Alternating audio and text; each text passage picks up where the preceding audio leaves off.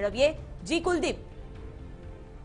શિવાની, જે પ્રકારે ચૂંટણીની આચારસંહિતા ચાલી રહી છે, ખાસ કરીને બનાસકાંઠા એ સરહદી વિસ્તાર છે ને તેના કારણે જિલ્લા પોલીસ અધિક્ષક પ્રદીપ સેજુલની સૂચના મુજબ જિલ્લાના જે મુખ્ય નેશનલ હાઈવે છે તેની પર દરેક પોલીસ મથકે ચેકપોસ્ટ બનાવી છે, જેના કારણે જે વાહન પર પ્રાંતમાંથી આવે છે તે તમામ વાહનોનું સઘન ચેકિંગ ચાલુ હતું। તે દરમિયાન આજે જ્યારે પશ્ચિમ પોલીસ પાલનપુરમાં ચેકિંગ કરી રહી હતી તે દરમિયાન એક ખાનગી વાહનને તેઓએ અટકાવ્યું હતું, તે બાદ તેમાં તપાસ કરતા 43 લાખની 2000 દરની જે નકલી નોટો હતી તે ઝડપાઈ હતી। આટલી મોટી માત્રામાં 2000ના દરની નકલી નોટો પકડાઈ આવતા પોલીસ પણ અચંબામાં પડી હતી। તાત્કાલિક ધોરણે આ સમગ્ર મામલે એસપીને જાણ કરવામાં આવી હતી, જે બાદ અત્યારે પોલીસ આ સમગ્ર મામલે તપાસ કરી રહી છે। જે પ્રાથમિક વિગતો મળી છે તે પ્રમાણે આ જે વ્યક્તિ છે તે રાજસ્થાનનો છે અને રાજસ્થાનથી જ તે નકલી નોટો લઈ અને ગુજરાતમાં પ્રવેશ્યો હતો। હવે અત્યારે તો પોલીસ તપાસ કરી રહી છે, પરંતુ જોવાનું એ રહેશે કે આટલી મોટી દરની નોટો તે ક્યાંથી લાવ્યો હતો, ખરેખર આ જે નકલી નોટોનું ષડયંત્ર છે